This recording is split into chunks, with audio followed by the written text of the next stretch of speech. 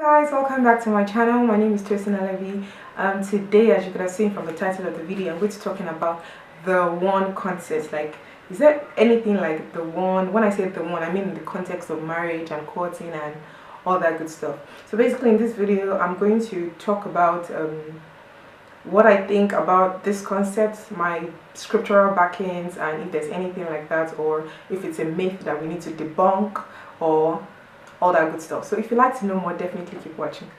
I'm going to start from what exactly is the one. Now, I'm sure like if you attend weddings and all that good stuff, you would have heard like, oh, you're the one for me, or you hear like young people saying stuff like, oh, I'm waiting for the one for me, and you'll even hear like your pastors and counselors saying that, you know, the one that God has designed for you. Now, basically, the concept of the one means like before creation, God has designed someone for, or even when you were formed in your mother's womb, God has designed someone that would be for you, that will fit into your life. Like, you guys will be like, you know, from the bone of your bone, you complement each other and all that good stuff. So basically, that's what the one means. Now, do I believe in this concept? Yes and no. I'm not going to try to confuse you or anything, but let me explain what I mean. Now, obviously, the Bible says, he who finds a wife finds a good thing and obtains favor from the Lord. Now, so obviously, you know that as a lady, when it comes to like courting or waiting for the one, the guy has to find you, or I mean, he has to, someone needs to, you know, come out and look for you, in quotes. So find in the sense of the word. Now, God did not say he who finds the wife finds a wife, in as much as it's a monotonous relationship, like it's a person. It's not like you have to find like three different people, but he who has chosen someone to be their spouse has found a good thing and has obtained favor from the Lord. Now, I definitely agree that there are just some people that God has designed that their way of life, their thinking, the way they do things is synonymous with you. That's why you have friends that you guys have similar interests. You guys just are in sync, if there's any word like that, even if it's not a romantic relationship, just friendship. Now, but in the context of marriage, I feel like, let's go back to creation. Now, when Adam was created, if you check your Bible in Genesis, you can see that when God made Eve, it was like, oh, a companion, a helpmate and all that, and he took out like a bone from Adam and used it to create Eve. Now, do you realize that God never said, you know, Adam should go and should make Eve his wife? Now, Adam actually saw her, and when he laid his eyes on her, he chose Eve. He did not choose the goats, he did not choose the lion, he did not choose any creature, any other creature, he did not choose the serpent. He saw Eve and he said, you know, this is the bone of my bone, like this is my own. And he made that choice, that sole decision to make Eve his wife. Not just an earthmate, but actually his wife. So Adam made that full choice by himself. So also with us and courting and all these things and getting married, I feel like God is not a wicked God. Like, in as much as God is the all-powerful God, he has given us something so powerful, and it's called will, free will. I mean, you have the right to choose whatever you want to make a spouse. Now, here's my understanding. I don't mean every born-again guy or every born-again woman should be together, they'll be compatible. But I do believe that God is love, and if someone, like, it's like, what, this is the point, let's say this is God, and everyone is coming towards this point. If there's a guy and there's a girl and you're both coming towards this point, there's a common goal, and that's God. So obviously, if your eyes are set on God, you have the fruits of the Spirit, relationship with that person won't be so hard because you guys are both focused on God. So that's like obviously the first common ground you want to do. So in the concept of the one, I feel like there cannot just be one person in the whole world that you and the person can, you know, have a great life with. Now, as I said earlier, there's some people that are doing the reason for marriage is just to help you achieve purpose. That's the only reason. I keep saying this thing all the time. There is no marriage in heaven.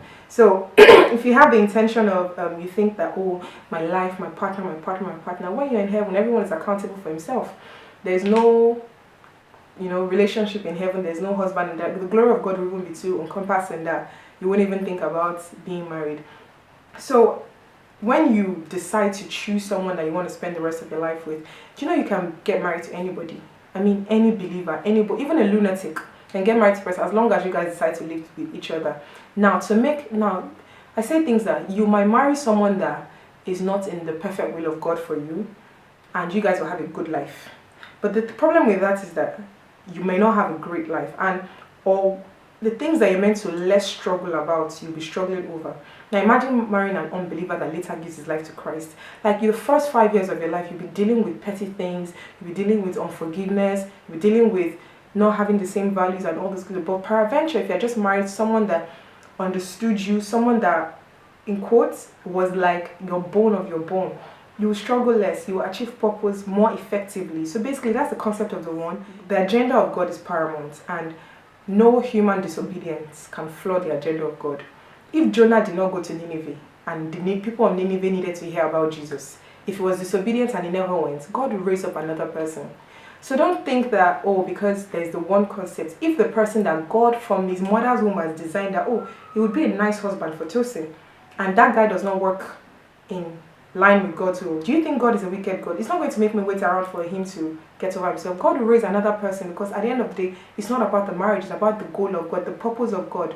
So any willing vessel that can come up, that me and the person can have an agreement, one will chase 1,000, two will chase 10,000. So if two of us can come together and decide that we want to, you know, follow God, it will be easier for us. Like, God is not going to stop, but God is going to look for the next willing vessel.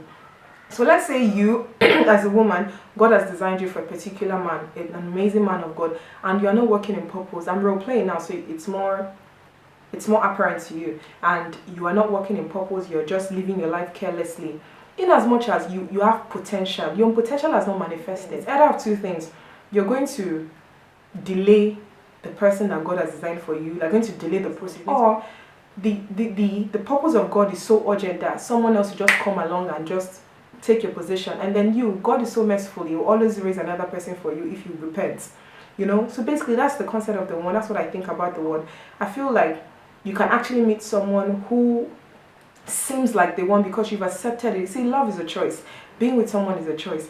It's not just, oh, I love you, I love you. It will fade. It's that commitment, that discipline that, you know what, in as much as all this romance has gone, I have chosen this person to be my helpmate. I've chosen this person to work with me. I'm going to work with this person for the rest of my life. And I will train myself and subdue my flesh under discipline and love this person with the love of God.